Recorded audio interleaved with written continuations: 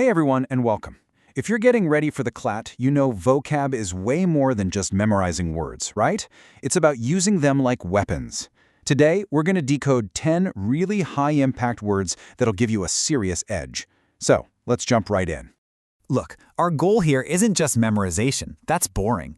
We're here to really get these words. We're going to group them by theme, arguments, actions, and nuance, so they actually stick with you. You know, when the clock is ticking and the pressure's on. All right, first up, we're diving into the words you need to win arguments. These first four are, I'm not kidding, absolutely crucial for taking apart legal passages, spotting bad reasoning, and of course, building your own arguments to be totally rock solid. So let's kick things off with a really tricky one, specious. Okay, so let's break this down. The root comes from the Latin speciosus, which means beautiful. And that's the whole trap, isn't it? A specious argument looks great on the outside. It's like a big, beautiful, shining apple that's completely rotten on the inside. It sounds good, but the moment you look closer, it just falls apart. Okay, let's really nail this down with some synonyms and antonyms. You can see the synonyms, right? Deceptive, misleading, fallacious. They all have that shady vibe. But the antonyms, genuine, valid, and sound. That's what you're aiming for in your own arguments. Understanding that contrast is everything. Okay, warning. This is a classic exam trap, so listen up. When you're stressed and reading fast, your brain might see specious and jump to special or species. It's an easy mistake. Do not fall for this one. This word is always about something that's fake and trying to look real. All right, now let's flip the script completely and talk about the exact opposite of specious. We're talking about cogent. The root here is the Latin cogere, which means to force or to compel. And that's exactly what a cogent argument does. It's so powerful, so clear, it practically forces you to agree. This is the gold standard, folks. And you really, really need to know this one. Why? Because the CLAT just loves this word. You'll see it all over the reasoning sections. If you can spot it instantly, you'll know you're looking at a high-quality argument. It's like a giant flashing sign. Next up, untenable. Picture this, a giant fortress, but it's built entirely on sand. That's an untenable argument. Let's look at the root. Tenere means to hold. Put un in front of it, not holdable. Simple as that. You just can't defend it. It's going to collapse under the slightest attack. So let's check out some related words to really cement this. The synonyms, indefensible and unsustainable, just drive home that feeling of weakness. And then look at the antonyms, valid, defensible. You start to see this pattern, right? This spectrum of strength. On one end, you've got your weak, untenable arguments, and on the other, your powerful, cogent ones. Okay, last word for this section, obfuscate. I love this one. It comes from the Latin fuscus, which means dark. And that's exactly what someone is doing when they obfuscate. They're deliberately making things dark and murky. They're trying to confuse you on purpose, usually because they're trying to hide something weak in their own argument. Okay, pro tip for the exam right here. When you see a word like obfuscate, your spidey senses should be tingling. This word is a massive clue. It's practically screaming at you that someone's being sneaky, which can give you a huge leg up on any question about the author's tone or intent. All right, fantastic. Let's switch gears. We've talked about arguments. Now let's talk about actions and what's driving them. These next few words are all about how people behave and why.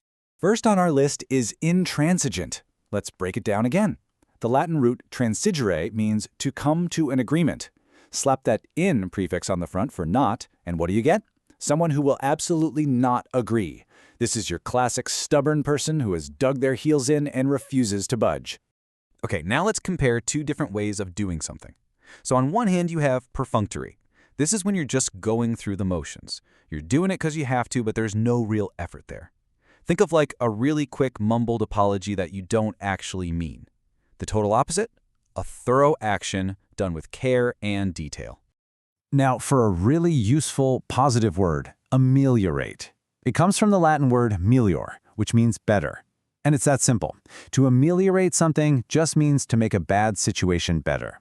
You'll see this a lot in more formal writing, like about taking steps to ameliorate a crisis. Okay, but wait. This next word, obviate, seems similar, but there's a really important difference. See, ameliorate is like putting a bandage on a cut. It makes it better. Obviate is like wearing safety gloves so you never get the cut in the first place. It removes the need for a fix altogether. It stops the problem before it starts. And here's a little memory hack using the root word again. This is why roots are so cool.